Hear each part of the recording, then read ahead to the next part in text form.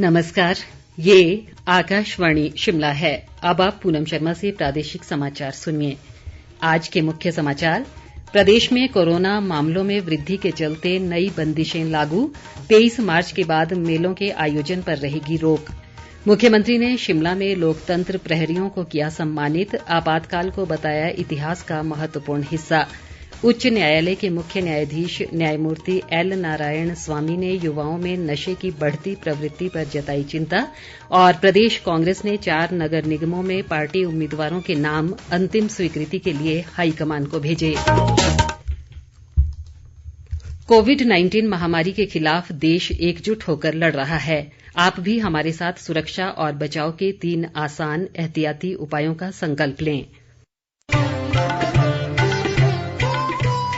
कोविड-19 से बचाव और सुरक्षित रहने के 3 उपाय।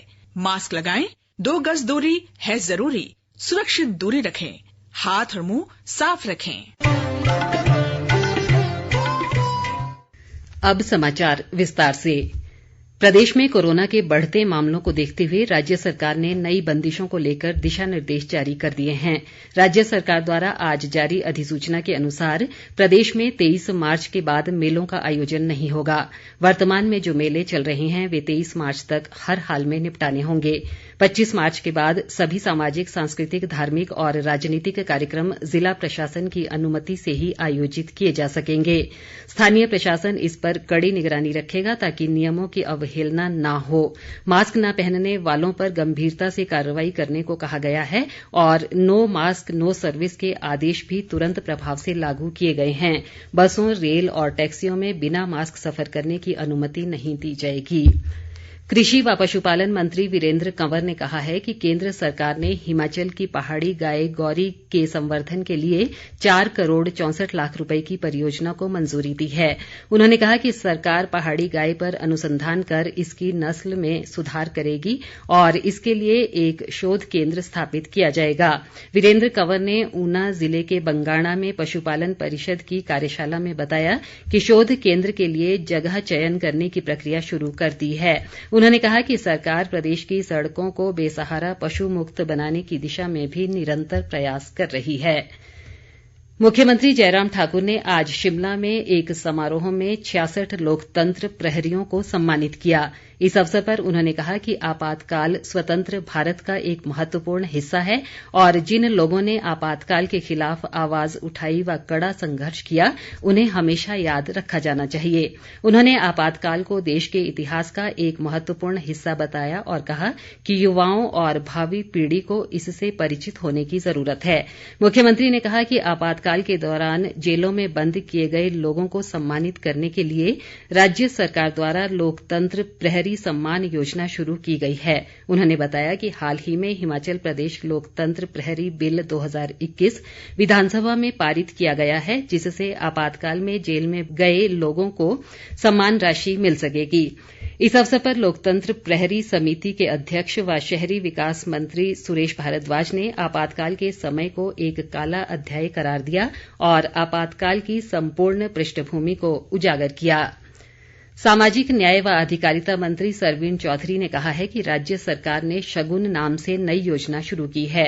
इसके तहत अनुसूचित जाति, जनजाति, अन्य पिछड़ा वर्ग और सामान्य वर्ग की बीपीएल परिवारों की बेटियों को विवाह के समय 31,000 रुपए का अनुदान दिया जाएगा। कांगड़ा जिले में शाहपुर विधानसभा क्षेत्र के घरोह में एक कार्यक्रम में उन्होंने बताया कि इस योजना पर 50 करोड़ रुपए खर्च किए जाएंगे। सरवीण चौधरी ने कहा कि सरकार सबका साथ सबका विकास के उद्देश्य से कार्य कर रही है। तकनीकी शिक्षा मंत्री रामलाल मारकंडा ने मंडी जिले के जोगिन्द्रनगर में औद्योगिक प्रशिक्षण संस्थान डोहग का आज निरीक्षण किया। उन्होंने संस्थान के उत्थान के लिए कई अहम सुझाव दिए। मारकंडा ने बताया कि स्ट्राइव स्कीम के तहत विश्व बैंक ने देश के 500 औद्योगिक प्रशिक्षण संस्थानों में आधारभूत ढांचे की मजबूती के लिए अनुदान प्रदान किया है, जिनमें हिमाचल के 19 संस्थानों में से जोगिन्द्रनगर आईटीआई भी शामिल है।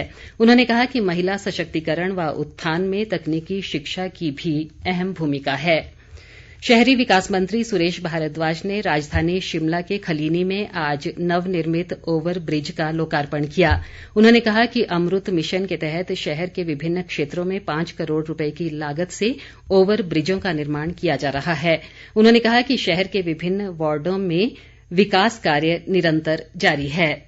प्रदेश उच्च न्यायालय के मुख्य न्यायाधीश न्यायमूर्ति एल नारायण स्वामी ने युवाओं में नशे की बढ़ती प्रवृत्ति पर चिंता जताई है। शिमला स्थित उच्च न्यायालय परिसर में आज एक कार्यशाला में उन्होंने कहा कि नशा प्रदेश ही नहीं बल्कि पूरे विश्व की एक बड़ी समस्या बन गई है। मुख्य न्यायाधीश ने कहा कि युवाओं को नशे से बचाव के प्रति जागरूक करने के लिए समाज के सभी वर्गों को कार्य करने की जरूरत है। न्यायाधीश न्यायमूर्ति तरलोक सिंह चौहान ने भी कार्यशाला में अपने विचार साझा किए। लाहौल स्पीति जिले में मनाए जा रहे स्नो फेस्टिवल की कड़ी में आज केलंग में हैंडलूम उत्पाद मूल्यवर्धन पर कार्यशाला का आयोजन किया गया। इसमें घाटी के महिला मंडलों व स्वयं सहायता समूहों की महिलाओं ने भाग लिया। कार्यशाला में जिला परिषद अध्यक्ष रमेश रुआलवा ने कहा कि अटल टनल रोहतांग के खुलने से घाटी में पर्यटकों की संख्या में वृद्धि हुई है और ऐसी कार्यशालाएं महिला सशक्तिकरण व उन्हें आत्मनिर्भर बनाने में मददगार बनेंगी। 2 दिवसीय इस कार्यशाला का उद्देश्य प्रतिभागियों को हैंडलूम उत्पादों की मार्केटिंग और डिजाइनिंग की जानकारी देना है। बिलासपुर में चल रहे राज्य स्तरीय नलवाड़ मेले में राज्य विद्युत बोर्ड लिमिटेड द्वारा ऊर्जा मेले का आयोजन किया गया है। बोर्ड के एक प्रवक्ता ने बताया कि इस मेले में लोगों को विद्युत आपूर्ति और विद्युत बिलों सहित अन्य जरूरी जानकारी रोचक ढंग से उपलब्ध करवाई जा रही है। उन्होंने कहा कि लोगों को ऑनलाइन बिजली बिल भुगतान की प्रक्रिया से भी अवगत करवाया जा रहा है। प्रदेश कांग्रेस ने 4 नगर निगमों में पार्टी उम्मीदवारों के नामों को चर्चा के बाद अंतिम स्वीकृति के लिए हाईकमान को भेज दिया है। शिमला में आज हुई चुनाव समिति की बैठक में चुनावों के लिए बनाए गए पार्टी पर्यवेक्षकों ने अपनी रिपोर्ट पेश की। बैठक की अध्यक्षता करते हुए पार्टी अध्यक्ष कुलदीप राठौर ने कहा कि कांग्रेस मजबूती के साथ इन चुनावों में उतर रही है। उन्होंने कहा कि पार्टी विधायक सभी पूर्व विधायक सहित पार्टी के सभी नेता पूरे तालमेल के साथ चुनाव प्रचार करेंगे।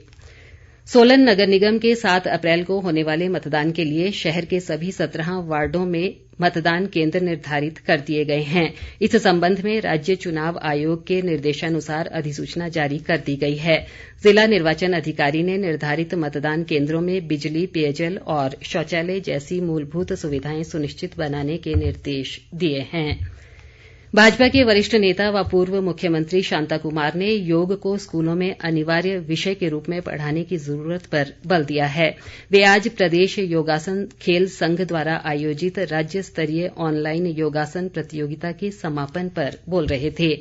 उन्होंने कहा कि केंद्र सरकार द्वारा योगासन को खेल का दर्जा दिया जाना एक ऐतिहासिक कदम है। प्रदेश में कोरोना संक्रमण के मामलों में एक बार फिर वृद्धि का क्रम जारी है। आज अभी तक 141 नए मामलों की पुष्टि हुई है। राज्य में अब तक 60,678 मामले सामने आ चुके हैं, जिनमें से 58,398 लोग स्वस्थ हुए हैं। स्वास्थ्य विभाग द्वारा जारी बुलेटिन के अनुसार वर्तमान में सक्रिय मामलों की संख्या 1,256 है। राज्य में कोरोना संक्रमण से अब तक 1,005 लोगों की मृत्यु हुई है। प्रदेश में मौसम एक बार फिर करवट ले सकता है। मौसम विभाग ने 24 मार्च तक राज्य के कुछ स्थानों पर वर्षा जबकि ऊंची चोटियों पर हिमपात की संभावना जताई है। 21 व 22 मार्च को निचले इलाकों में कहीं कहीं गरज के साथ ओलावृष्टि की चेतावनी भी जारी की गई है।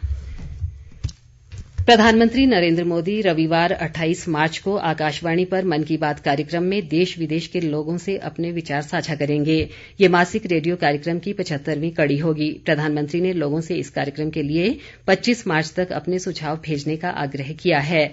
लोग अपने विचार नमो ऐप या माईगॉव ओपन फोरम पर साझा कर सकते हैं। वे टोल फ्री नंबर 1800-117-800 पर भी डायल कर हिंदी या अंग्रेजी में अपने संदेश रिकॉर्ड कर सकते हैं। लोग 1922 पर मिस्ड कॉल भी दे सकते हैं और SMS पर प्राप्त लिंक के जरिए प्रधानमंत्री को अपने सुझाव सीधे भेज सकते हैं। अंत में मुख्य समाचार एक बार फिर। प्रदेश में कोरोना मामलों में वृद्धि के चलते नई बंदिशें लागू। 23 मार्च के बाद मेलों के आयोजन पर रहेगी रोक। मुख्यमंत्री ने शिमला में लोकतंत्र प्रहरियों को किया सम्मानित। आपातकाल को बताया इतिहास का महत्वपूर्ण हिस्सा। उच्च न्यायालय के मुख्य न्यायाधीश न्यायमूर्ति एल नारायण स्वामी ने युवाओं में नशे की बढ़ती प्रवृत्ति पर जताई चिंता। और प्रदेश कांग्रेस ने 4 नगर निगमों में पार्टी उम्मीदवारों के नाम अंतिम स्वीकृति के लिए हाईकमान को भेजे। इसी के साथ ये समाचार बुलेटिन समाप्त हुआ। नमस्कार।